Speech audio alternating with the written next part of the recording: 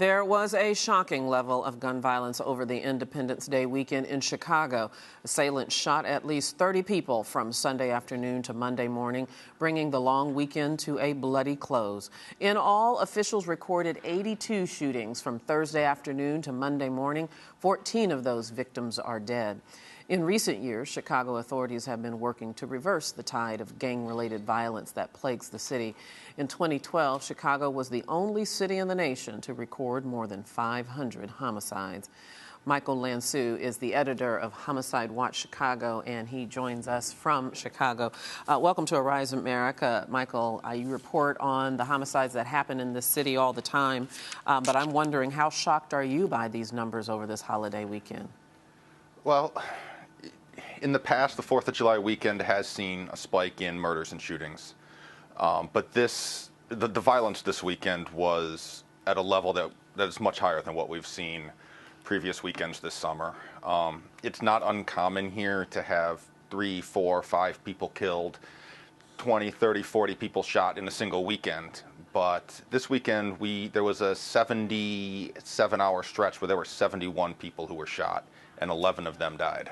That is just unimaginable. Now, many of these shootings, or most of these shootings, happened under a variety of circumstances. Some of them apparently are gang-related. There were police involved shootings. Was there a common thread that ran through all of these? You know, the common thread is the location. A majority of these shootings happened on the west side and the south side of Chicago, two areas that have been notorious for gun violence in the past couple of years. The south side Inglewood neighborhood alone saw a bunch of shootings. Some of them were gang-related, but definitely not all of them. And tell me a little bit about law enforcement. Of course, when we hear about spikes, and particularly gun violence like this, the next place the conversation goes is to law enforcement. Is this a matter of law enforcement not being efficient enough, there's not enough police officers on the street, or what is the problem to addressing such violence in the city? Well, Chicago police said today that they put hundreds of extra officers out on the street for this weekend. In the past, they have been looking at high crime areas and flooding those zones with officers. Sunday was a huge spike in shootings. You know, it was not a good weekend for them. No, to say the least. You know, I know that as a part of your regular reporting, you speak to victims, try to speak to as many victims as possible of these shootings. What have you learned so far about these victims over the weekend? Not a whole lot on these victims yet from the ones over the weekend. Some of them still remain unidentified. The family has not been notified yet on all of them. One of the things from over the weekend, though, a majority of the murder victims were, you know, black and Hispanic men between the ages of 20 and 35. Only one woman was killed in the shootings, and a lot of them came from the same neighborhoods. You know, a lot of the shootings were on the west side and on the south side. The Chicago police has just released a report regarding the number of murders in the city. And did I read correctly that the number is down? And how would that even be possible? Well, the number is down in part because the number in 2012 was so high. When you're looking at 2013 to 2014, police are reporting about 8 fewer murders through June of 2014 compared to the same time period of 2013. A much larger percentage drop, about 35% from the first 6 months of 2012. But again, 2012 was extraordinarily high.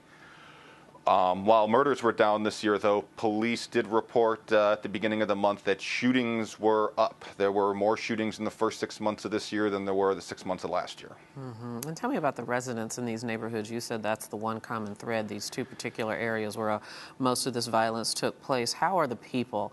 And because everybody there is not carrying a gun, everybody there is not shooting, and it is their community. How are they responding to this?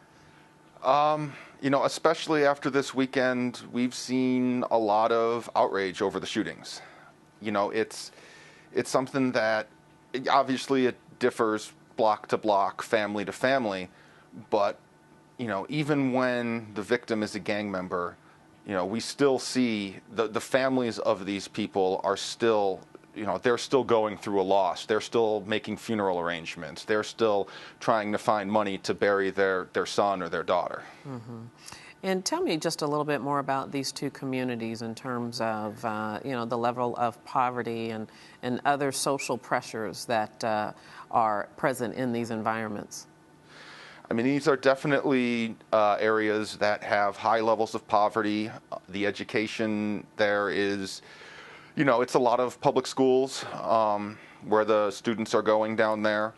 The Austin community on the west side, over the past 3 years, it's had the most murders. They had about 95 murders in that community in 3 years alone. Going into this weekend, they had the most murders out of any community in the city. They already had 20 murders through the first 6 months of the year. I'm almost out of time, but let me just quickly ask you, Michael, in response to this spike of gun violence, has there been any promise from law enforcement or from Mayor Rahm Emanuel that there will be an increase in resources to those communities to try to bring this violence down? Nothing today, but the Chicago Police Department has been working closely with the Social Services Department in the city, trying to provide more summer job programs for the kids, more after-school programs. Police said today that they are still looking into the cause of the increase in shootings this weekend and called the shootings unacceptable. Unacceptable, and I would use my own word. It's just crazy. Absolutely. Michael Lansu, thank you so much. We do appreciate your report. Thank you.